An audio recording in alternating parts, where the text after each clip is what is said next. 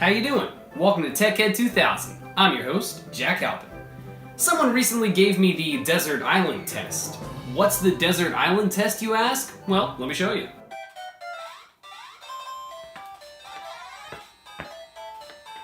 Bruh. Yes? If you were trapped on a desert island and you could only bring 10 games with you to play until you died, what would they be? I could probably make a whole video about this question. And that's exactly what I'm doing right now! Today, we're gonna count down my top favorite games of all time, or the 10 games I would take to a desert island to play until I die. Let's do this.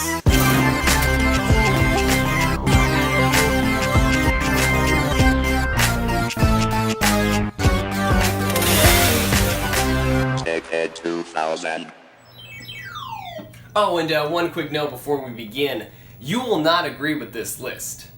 Everyone's list is different, because we all like different kinds of games. Some people like shooters, some people like platformers, some people like RPGs, some people like phone games. I like all kinds of different games, but still, everyone's lists are going to be different. So if you don't agree with my list, don't get mad. Of course you don't agree with it. You know why? Because we're two different people. Can we leave angry comments? Why are you still here? And no thank you, but you can leave your own list in the comment section and I'll check it out and maybe even try out some of the games on them. So without further ado, here is 10 games I would take to a desert island to play until I die. E.T. for the 2600 is not one of them. Number 10. Where's My Water? Developed by Creature Feep and published by Disney Interactive in 2011 for iOS and Android, Where's My Water is a fantastic physics-based puzzle game. The story is that there's a bunch of alligators living underneath the city, and most of them are grody, but one of them just wants to take a shower. Or a bath, I can't figure out which one. I like this game for lots of reasons, one of them being, well, it's Disney. So, it's cute and entertaining. Kinda. I also like it because each level presents a perfectly unique challenge. In each level, you cut through dirt, activate spigots, and move platforms to move around water, purple poison water, and poop. And you can use the purple poison water to get rid of algae, but you can't give it to Swampy. And poop gets rid of hot coals, which turns water into steam, and when you mix poop with purple poison water, it explodes! Your goal is to try to collect all 3 ducks in all the levels. And there's 200 of those levels, which makes this game really good for a desert island. There's also 80 levels where you can play as Swampy's girlfriend, Allie, and instead of water, you use steam to power Allie's steam-powered organ. And there's 80 levels where you play as Swampy's dad, Cranky, and he just wants the purple poison water so he can clean the algae off of his food. And also, you can play the 200 original Swampy levels in Mystery Duck mode, where the ducks basically do whatever they want. Tons of levels and clever elements and so many different challenges just makes this game so enjoyable. I highly recommend it. It's still in the App Store, so pick it up while you still can. And don't play the sequel. Number 9. Bosconian. Bosconian is a top-down space shooter released by Namco in 1981. You may be wondering why I have this old, slightly forgotten space shooter on my top 10 games list. Well, you can play Bosconian for eternity. You can play Pac-Man for eternity. Yeah, well, I enjoy space shooters a little bit better than maze games, okay? In this game, you play as a little spaceship, and your objective is to drive around and shoot down the giant green alien headquarters spaceships. The main reason I love Bosconian is just because it's so simple. Besides the enemy bases, the only things you need to shoot are the space crap balls and the Soviet satellites, and just a few different kinds of ships, and that's it. There's not that much else to say. It's a space shooter you can play forever. Give it a try sometime. Number 8. Pole Position. Pole Position is a kinda 3D racing game developed by Namco and published by Atari in 1982. Pole Position is one of those games that's easy to learn, but hard to master. Unlike Bosconian, it doesn't last for eternity, but one single race of pole position is literally exhilarating. So many things could go wrong. You could crash into a sign, crash into a car, not change gears at the right time, or just be stupid. But all of these pitfalls can be avoided with tons and tons of practice and precise control. And there's nothing else like finishing an exhilarating race that you thought you totally messed up, but then you end up getting on that sweet leaderboard. Unfortunately, it's pretty hard to find a way to play pole position because it requires that twisty analog control usually. But once you do find a way to play it. It's awesome. Number 7!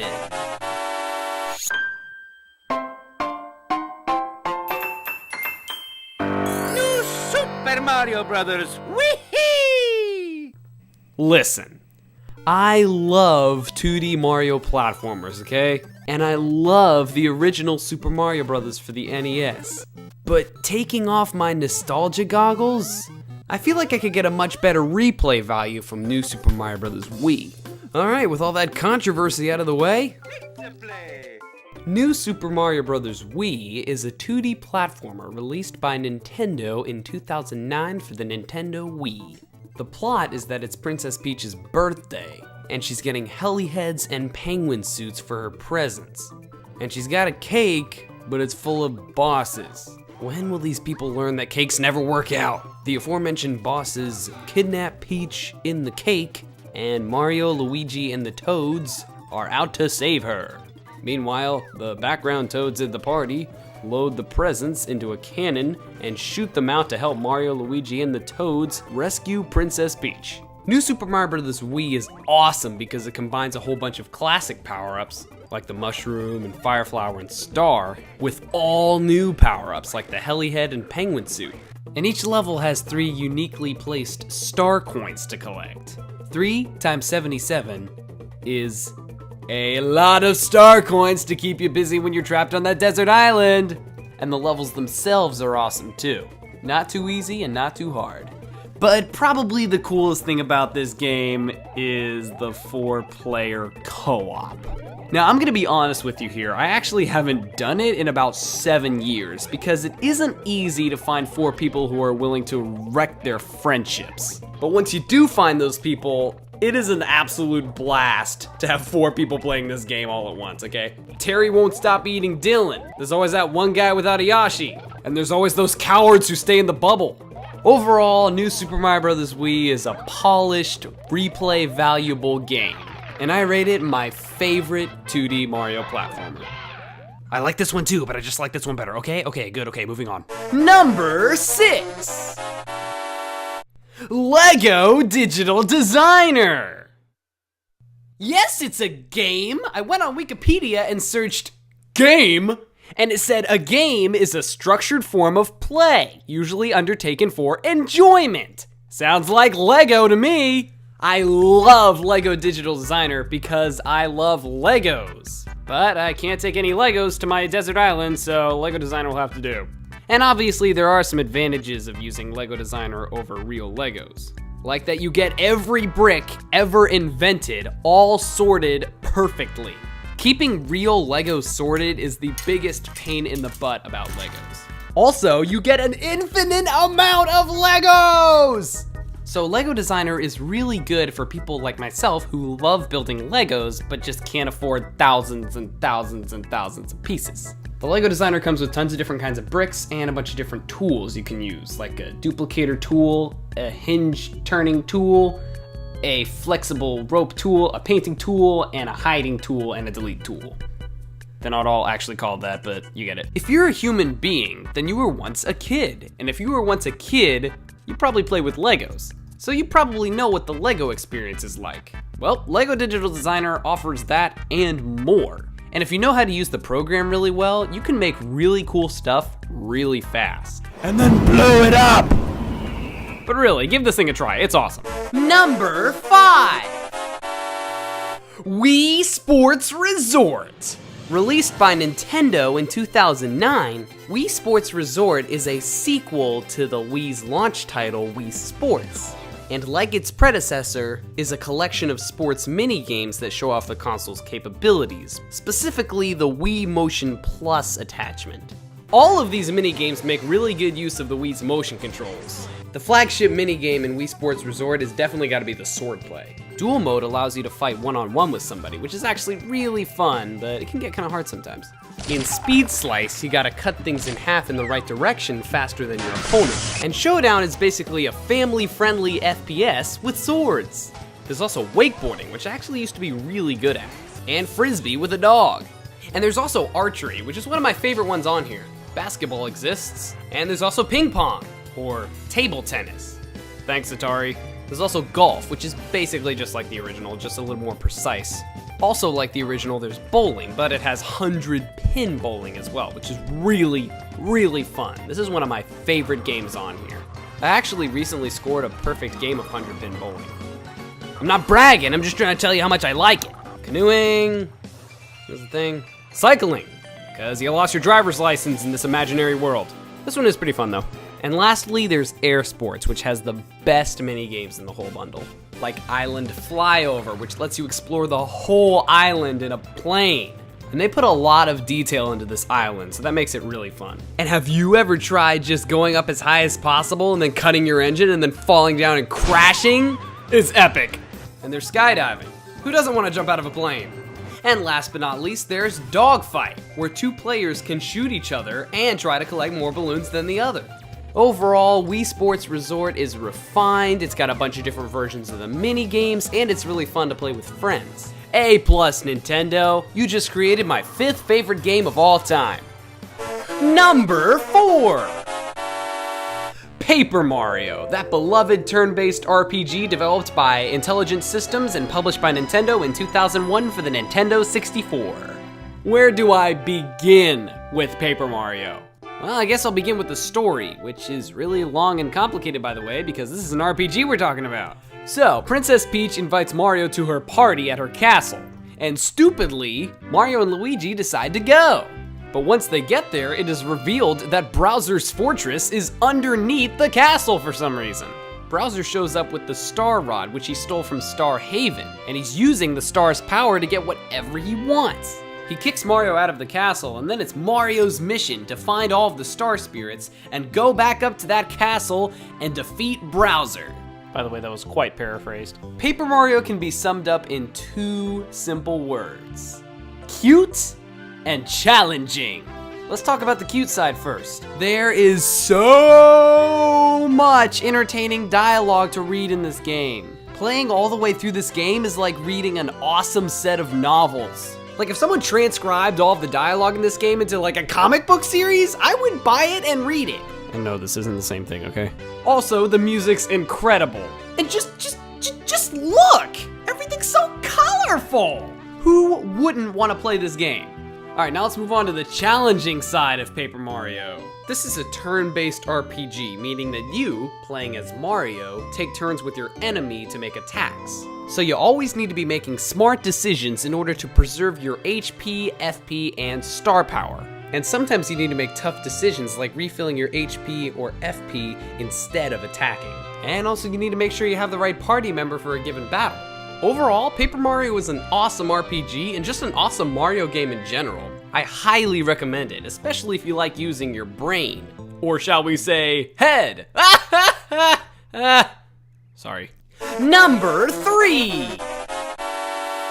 Super Mario Odyssey! Well guys, here it is at spot number 3, Super Mario Odyssey, an open world 3D platformer released by Nintendo in 2017 for the Nintendo Switch. Mario Odyssey is the next addition to Nintendo's line of Mario 3D platformers. And it's definitely one of the best in many ways. Today, we're gonna look at Super Mario Odyssey through the TecHead 2003 C's of 3D platforming. Controls, characters, and courses. First, we shall talk about controls, which are awesome! If you're a smart person and you're using a Pro Controller instead of those Joy-Cons. Anyway, if you're using a Pro Controller to play Super Mario Odyssey, then the controls are awesome. Odyssey offers a lot of classic control gimmicks like the long jump, side flip, and most importantly, the dive. But Odyssey also introduces a new control mechanic, Cappy. You can use Cappy to make attacks, open doors, and most importantly, captivate the souls of your enemies. Really though, this is pretty clever, Nintendo. For example, you know how for decades bullet bills have just been a pain in the butt? Well, now you can captivate its soul and then use it to get places Mario normally couldn't reach. And what's cool is every being that you capture has a slightly different control scheme. Some of them may be a little bit sophisticated, but some of them may literally involve simply flopping about. Also, it's really fun just to use Cappy to experiment, to see what's possible. And that's what open world platformers are all about. Up next, Characters! there are a lot of them. You got the classics like Mario, Luigi, who is not playable as of this date, Peach and Bowser, and a bunch of your standard enemies. You also got Yoshi, Captain Toad, Pauline from Donkey Kong, who I dislike very much. and Piranha Plants, and a T-Rex, and the Bullet, and a tree, and a manhole cover, and the letter M. Yeah, there's a lot of characters in this game, and that's okay. In fact, that's awesome. I love diversity. And now finally, the courses! They're pretty cool. They're really, really big. If you're taking this game to a desert island, you want the courses to be big, so there's lots to explore and collect. 3 personal favorite kingdoms of mine are the Wooded Kingdom, Seaside Kingdom, and Luncheon Kingdom. But all the kingdoms in this game are just awesome. I mean, look at them. They're really colorful, well-constructed, and probably the most detailed we've ever seen in any Mario game. And from a platforming standpoint, it's very impressive. There's always something new to do, so you never get bored. You just gotta play the game to experience it. And those are my thoughts on Super Mario Odyssey, but this game is so massive that I probably left out a couple things. So go down in the comment section and tell me what you like or dislike about Super Mario Odyssey. But I definitely highly recommend this game. It's a killer title for any Switch owner. Number 2. Okay, so a lot of you, maybe most of you, probably have never heard of this game before. But for a select few of you, this game will wake up memories of joy and terror from deep in the bowels of 2009. This is Super Mario Bros. 10, or X if you're this kid from 2009 who played it all the time. Super Mario Bros. 10 is a fan-made Mario 2D platformer. Developed by Andrew Spinks, also known as Red Digit, in 2009 and continually updated until 2010. Super Mario Bros. 10 is your basic Mario 2D platformer. You can play as Mario, Luigi, Toad, Peach, and Link. Okay. You can run, jump, and step on things. It's pretty standard fare. How did this end up on number 2 if it's just a standard old Mario platformer? 2 words, guys. Level editor. Super Mario Bros. 10 has an extremely extensive level editor built in. It lets you work with blocks and tiles, backgrounds, non-player characters, warps, and even water. There are tons of blocks and tiles at your disposal from Super Mario Bros. 1, 2, 3, World, and even non-Mario games like Zelda and Metroid. One goes about making a traditional level in this game by selecting a background and some nice music, laying out a basic arrangement of blocks, adding in items and enemies, and adjusting settings to one's liking. And before long, you got a fun level to play. But this level editor is a rabbit hole. There are some features in here that I still don't fully understand. You can take your level design to the next level, with layers and events. Think of the layers like Photoshop layers. Anything in that layer can be toggled on and off, and that decides whether or not it appears in the level. Now, events simply do things, such as turn layers on and off, move items in a said layer, change level settings, scroll the screen, or play sound effects. And there's no limit to the amount of layers and events you can have in a single level, so there's no limit to how awesome you can make your level. So all around, Super Mario Bros. 10 is just an awesome 3D platformer with an even awesomer level editor. And for anyone who's wondering, the physics don't perfectly match any existing Mario game, although I think it's pretty close to Super Mario Bros. 3 or maybe Super Mario World. If you're gonna give one game on this list a try, give this one a try. And if you make any cool levels, send them my way. Just leave a link in the comments section. It runs on most PCs. Just keep in mind that it's a power hog, and also it doesn't autosave. And also when you close, it doesn't confirm a save. But it's still awesome. And my number 1 favorite game, or the number 1 game I'd take to a desert island is... It's me, Mario!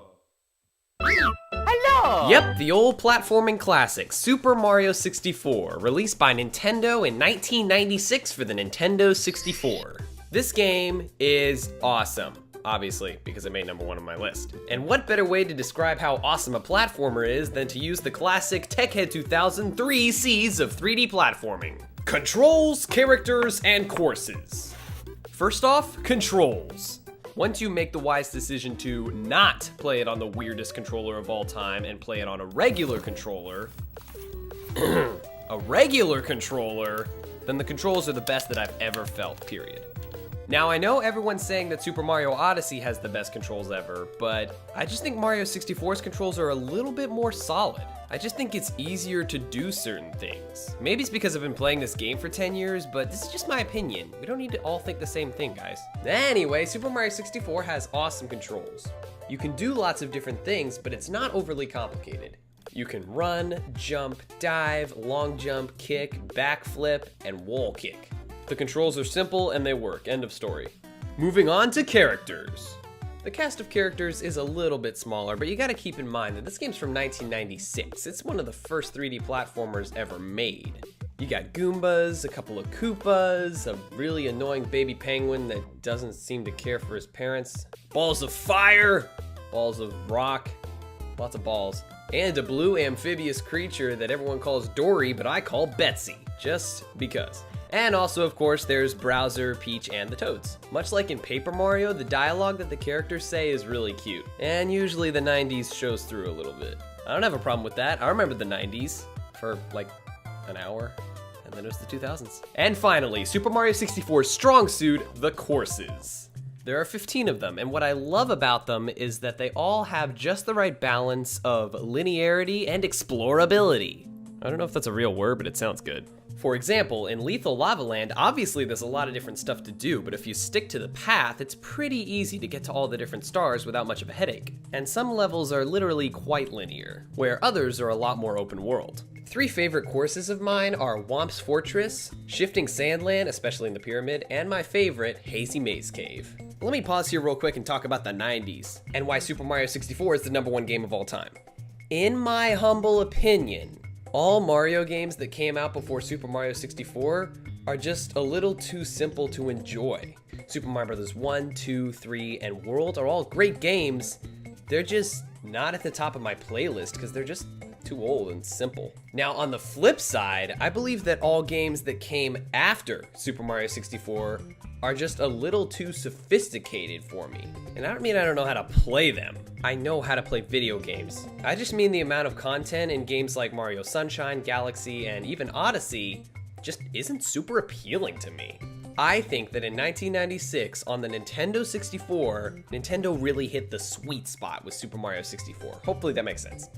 And it might just be me, but I personally prefer the very plasticky looking graphics of this game over the highly detailed graphics of newer Mario games. Of course I like both, but I don't know, this looks nice. So yeah, those are my thoughts on Super Mario 64, my favorite game of all time. It's not overly complicated, it's got good controls, characters, and courses. Overall, it's just well done. Good job, Nintendo. There you have it, ladies and gentlemen. That is the top 10 games I would take to a desert island to play until I die, or my top 10 favorite games ever. Are you satisfied, Mr. 64 Seconds Kid? Bruh. I take that as a yes, because that seems to be the only word he knows. As I said earlier, remember to go down in the comments section and leave your own top 10 game list, and tell me what I did wrong with mine, please. Thanks for watching, and have a great day.